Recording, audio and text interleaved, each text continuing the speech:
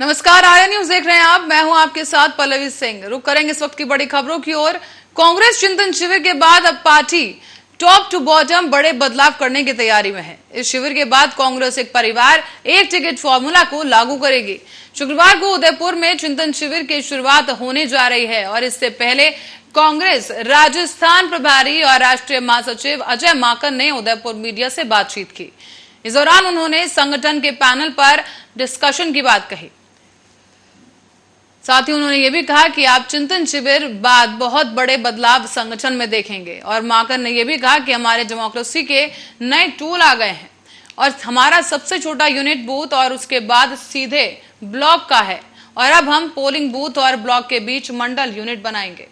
साथ ही उन्होंने ये भी बताया कि 15 से 20 बूथ का एक मंडल होगा, 5 मंडल का एक ब्लॉक होगा और इस तरह से संगठन का ढांचा तैयार किया जाएगा। इसके साथ ही कांग्रेस अपना साइड डिपार्टमेंट पर काम करेगी और ये भी कहा गया कि पार्टी में अलग से असेसमेंट विंग भी बनाया जाएगा जो नेताओं के कामकाज का आकलन करेगा। खराब काम वालों को हटाया जाएगा और अच्छे काम वालों को प्रमोट किया जाएगा।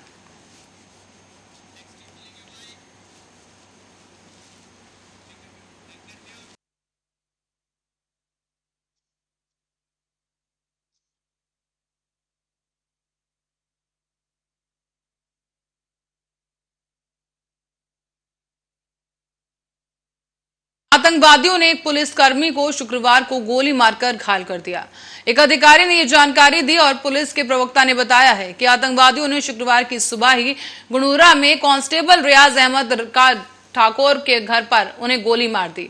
बताया यह भी गया कि ठाकुर को उपचार के लिए अस्पताल ले जाया गया और इससे पहले कल वीरवार को जम्मू कश्मीर के बडगाम जिले में चौदूरा इलाके में आतंकवादियों ने बृहस्पतिवार को कश्मीरी पंडित समुदाय से संबंध रखने वाले एक सरकारी कर्मचारी की उसी के कार्यालय में गोली मारकर हत्या कर दी थी।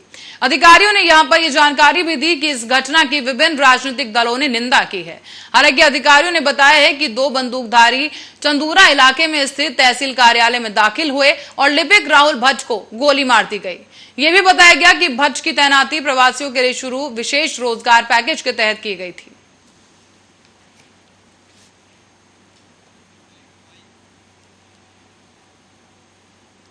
और इसी क्रम में जम्मू कश्मीर में कश्मीरी पंडित राहुल भट्ट की आतंकियों ने गोली मारकर हत्या कर दी और इसी के बाद से कश्मीरी पंडितों में भारी आक्रोश देखा जा रहा है। कश्मीरी पंडितों ने यहां पर राहुल भट्ट की अंतिम यात्रा में शामिल होने के लिए पहुंचे बीजेपी नेताओं का घेराव किया है। साथ ही आपको बता दें कि बीजेपी नेताओं का यहां विरोध प्रदर्शन भी किया गया। जम्मू कश्मीर के एडीजीपी मुकेश कुमार के अलावा कई बड़े पुलिस प्रशासनिक अधिकारी भी इस अंतिम यात्रा में शामिल हुए। इस दौरान कश्मीरी पंडितों ने सड़क को जाम कर दिया और सड़क पर ही धरने पर बैठ गए। आपको बता दें कि राजस्व अधिकारी राहुल भट्ट की अंतिम यात्रा में शामिल होने के लिए बीजेपी प्रदेश अध्यक्ष रविंद्र रैना और जम्मू कश्मीर के पूर्व डिप्टी सीएम कवेंद्र कुमार गुप्ता पहुंचे। यहां पर उन्होंने नाराज कश्मीरी पंडितों का विरोध उन्हें झेलना पड़ा। साथ ही नाराज पंडितों ने केंद्र की मोदी सरकार के खिलाफ विरोध जताते हुए जोरदार नारेबाजी की। कश्मीरी पंडितों का यहां कहना है कि मोदी सरकार में भी हमारे पर जुल्म किया जा रहा है और एक के बाद एक आतंकी हमले हो रहे हैं। अब कश्मीर का पंडित चुप बैठने वाला नहीं है बल्कि अपनी सुरक्षा के लिए सड़क पर उतरेगा। आपको बता दें कि गुरुवार को कश्मीरी पंडितों ने अलग अलग जगहों पर विरोध प्रदर्शन भी किया और हाथों में स्लोगन लिखी तख्ती को लेकर सरकार से न्याय की गुहार लगाई। कश्मीरी पंडितों ने यहां पर केंद्र सरकार से न्याय की गुहार लगाते हुए कहा कि या तो हमें सुरक्षा प्रदान की जाए या तो हमें भी हथियारों का लाइसेंस दे दिया जाए जिससे हम अपनी घाटी में अपनी सुरक्षा कर सके।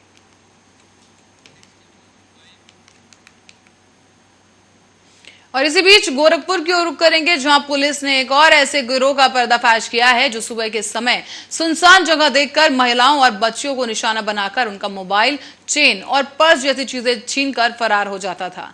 विगत 10 तारीख को ही इन बदमाशों ने एक महिला से चेन स्नैचिंग की घटना को अंजाम दिया था और आगे कोतवाली थाना क्षेत्र में एक लड़की से उसका मोबाइल छीनकर फरार हो गए थे। हालांकि पुलिस ने इस घटना का अनावरण 48 घंटों के अंदर करते हुए मुठभेड़ के दौरान मुख्य लुटेरे को गिरफ्तार कर सफलता पाई थी। हालांकि उसका एक साथी मौके से फरार हो गया था।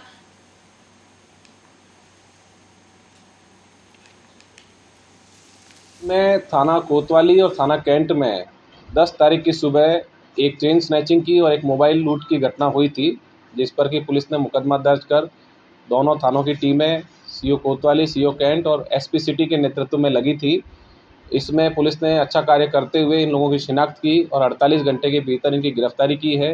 दौरान गिरफ्तारी अभियुक्तों ने पुलिस पर फायर किया, जिसकी जवाबी कार्रवाई में शहजादे नाम का एक अभियुक्त जो थाना राजघाट का रहने वाला है वो घायल हुआ है। उसका एक साथी फरार हुआ था, जिसे बाद में पुलिस ने गिरफ्तार किया है।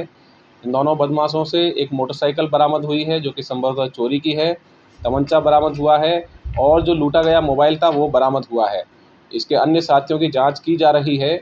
इनका पूर्व में आपराधिक इतिहास रहा है और जो घायल अपराधी है वो पूर्व में 2 बार जेल जा चुका है और चोरी और लूट के कई मुकदमे उसके ऊपर हैं। आसपास के और लखीमपुर खीरी की ओर रुख करेंगे, जहां से खुटार जाने वाले मार्ग पर पेट्रोल पंप के पास दोपहर को मोटरसाइकिल और ट्रक की टक्कर हो गई। इसमें मोटरसाइकिल पर सवार 3 लोग संसारपुर से गोला दवाई लेने जा रहे थे, लेकिन तभी तेज रफ्तार से आ रहे ट्रक ने मोटरसाइकिल सवारों को कुचल दिया और रोड के दूसरी तरफ वो खाई में जा गिरे।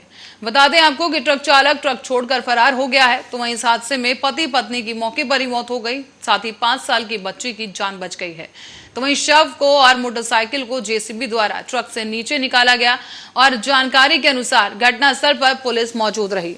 बताया जा रहा है कि पुलिस ने दोनों के शवों को एम्बुलेंस के द्वारा सीएचसी भेजा और ये भी बता दें कि वहां से शव को पोस्टमार्टम के लिए लखीमपुर भेजा जाएगा।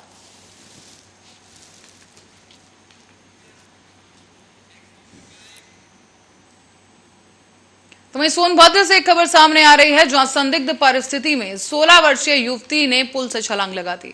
इसकी सूचना स्थानीय लोगों ने ही पुलिस को दी और मौके पर पहुंची पुलिस ने स्थानीय लोगों की मदद से नदी से युवती को बाहर निकाला। युवती को फौरन ही अस्पताल ले जाया गया और पुलिस के मुताबिक युवती ने प्रेम प्रसंग के चलते छलांग लगाई है।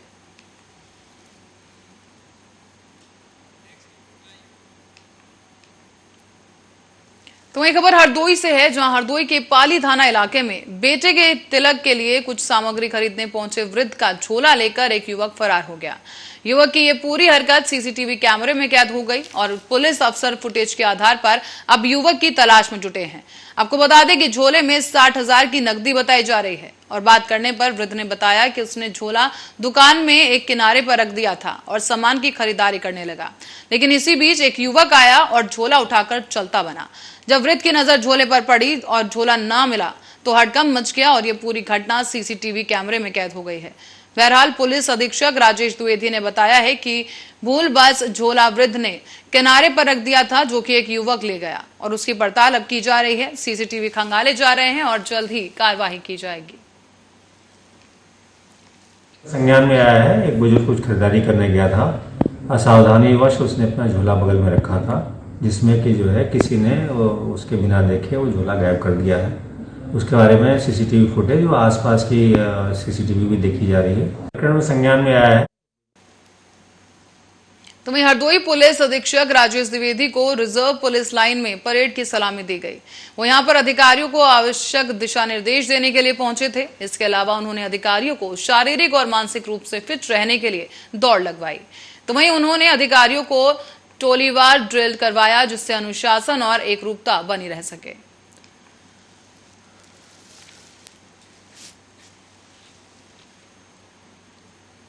और जौनपुर से एक बड़ी खबर सामने आ रही है, जिससे आपको रूबरू करा दें। यहां पर पुलिस ने एक सेक्स रैकेट का भांडाफोड़ किया है। आपको बता दें कि होटल के अंदर आपत्तिजनक स्थिति में 5 लड़के और लड़कियां भी मिले हैं। इसके चलते क्षेत्राधिकारी ने बड़ी कार्रवाई करते हुए होटल को सीज कर दिया है। पुलिस ने होटल के 5 लड़के और लड़कियों समेत मैनेजर को भी हिरासत में लिया है और इस पूरे मामले की जांच पड़ताल की जा रही है। आपको बता दें कि जौनपुर से यह मामला सामने आया है, जहां पर लगातार सेक्स रैकेट के खिलाफ पुलिस का अभियान जारी है और इसी के तहत पुलिस ने यहां पर छापेमारी की और इस दौरान 5 लड़के लड़कियां आपत्तिजनक स्थिति में मिले हैं, जिन्हें वहां पर हिरासत में लिया गया। इसी के साथ साथ होटल के संचालक और मैनेजर को भी यहां पर हिरासत में लिया गया है और फिलहाल आगे की कार्रवाई की जा रही है।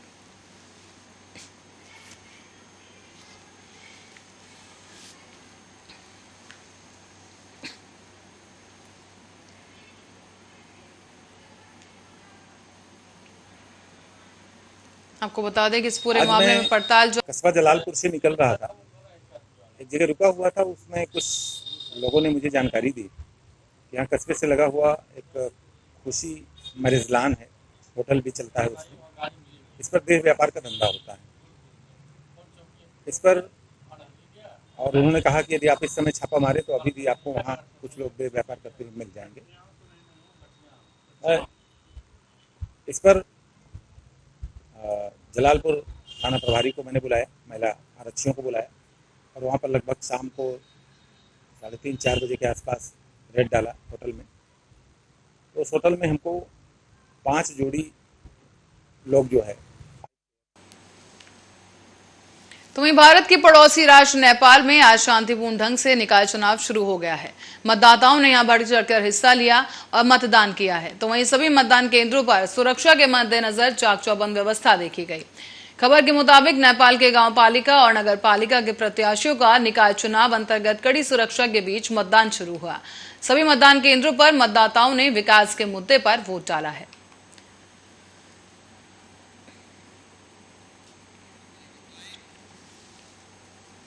और यूपी में स्वास्थ्य विभाग में करोड़ों का पीएफ घोटाला सामने आया है। इसके बाद इसको लेकर स्वास्थ्य विभाग के महानिदेशक ने प्रदेश के सभी सीएमओ और सीएमएस को जांच के आदेश दे दिए हैं। आपको बता दें कि यह घोटाला आउटसोर्सिंग पर रखे गए कर्मियों के पीएफ में हुआ है। और जानकारी के लिए बता दें कि लखनऊ सहित प्रदेश के 25 जिलों में यह मामला सामने आया है, जिसको लेकर अब स्वास्थ्य विभाग पूरी तरह से सतर्क हो गया है और अधिकारियों को जांच के निर्देश दिए जा चुके हैं। हालांकि आपको बता दें कि इस मामले में आउटसोर्सिंग एजेंसियों द्वारा ये घोटाला किया गया है और ये सभी आउटसोर्सिंग एजेंसियां निशाने पर आ गई हैं, क्योंकि एजेंसियों के कर्मचारियों के मानदेय से पीएफ की कटौती की गई, लेकिन उस रकम को खाते में जमा नहीं किया गया। लखनऊ समेत 25 जिलों में ऐसा ही मामला सामने आया है और यूपी के स्वास्थ्य महानिदेशक डॉक्टर वेदव्रत सिंह ने सभी सीएमओ और सीएमएस को मामले की जांच के लिए आदेशित किया है।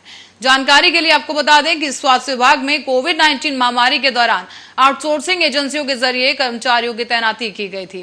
प्रदेश भर में आउटसोर्सिंग कर्मचारियों की संख्या 15,000 से अधिक है और इन्हीं के मानदेय से पीएफ की कटौती होती है। लेकिन आउटसोर्सिंग एजेंसियों ने मानदेय भुगतान करते वक्त कर्मचारी के हिस्से की पीएफ रकम की कटौती तो कर ली, लेकिन उसे खाते में जमा नहीं किया गया, जिसके बाद स्वास्थ्य विभाग में अब हड़कंप मच गया है।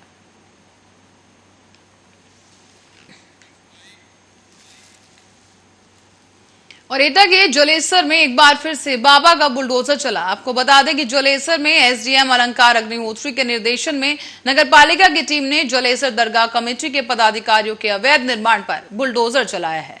आपको यहाँ ये भी बता दें कि दरगाह कमेटी के पदाधिकारियों पर 99 करोड़ गबन करने के आरोप हैं, जिसके चलते नगर पालिका की टीम ने उनके अवैध निर्माण को ढा दिया है। साथ ही आपको बता दें कि सरकार के इस फैसले से जलेसर वासी काफी खुश दिखाई दिए और उन्होंने बाबा की जमकर तारीफ की। इस वजह से बिल्कुल चल रहा है, यहाँ सब पूरा साफ होना चाहिए। एक तरफ यहाँ पर बताया जा रहा है कि सरकारी जमीन पर कब्जा कर लिया था जी, जिसमें कि सोडा फैक्ट्री भी चल रही थी। हाँ, सोडा फैक्ट्री तो जलेसर में तमाम अवैध सोडा फैक्ट्री चल रही है, उन पर कार्रवाई होनी चाहिए। कई जगह बुलडोजर रुका भी है। देखिए, बुलडोजर जहाँ किसी के पास डॉक्यूमेंट्स हैं, कागज हैं, तो उस जगह रुकेगा, और जहाँ किसी के पास कोई कागज नहीं है वहाँ पर चलेगा ही चलेगा।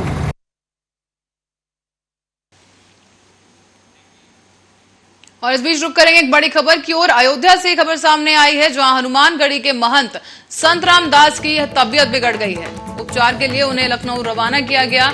उज्जैनिया पट्टी के महंत हैं वो, और संत रामदास महंत राजू दास के गुरु हैं। संत रामदास कई दिनों से बीमार चल रहे थे और आज उनकी तबीयत और ज्यादा बिगड़ गई है, जिसके बाद उन्हें लखनऊ के लिए रवाना किया गया। आपको बता दें, इलाज के लिए लखनऊ रवाना किया गया है। और इसी के साथ साथ उज्जैनिया पट्टी के महंत हैं संत रामदास, जिनकी तबीयत बिगड़ गई है। बताया ये भी जा रहा है कि काफी दिनों से उनकी तबीयत खराब थी। महंत राजू दास के गुरु हैं संत रामदास, जिनकी तबीयत फिलहाल बिगड़ गई है और उन्हें अब इलाज के लिए लखनऊ रेफर कर दिया गया है और वो लखनऊ के लिए रवाना हो गए हैं।